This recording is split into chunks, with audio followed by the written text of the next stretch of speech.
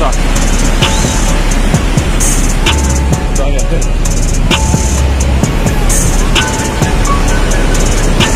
ये तो पूरा डॉक्टर थे वो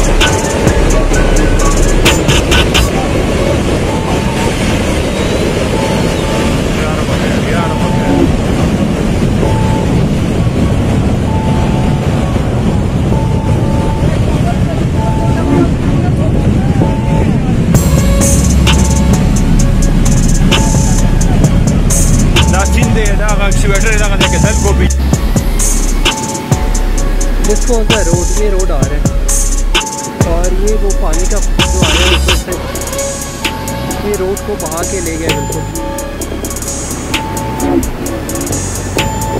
will take at least 2 or 3 days to remove all this debris और फिर रोड को ये चलाएंगे।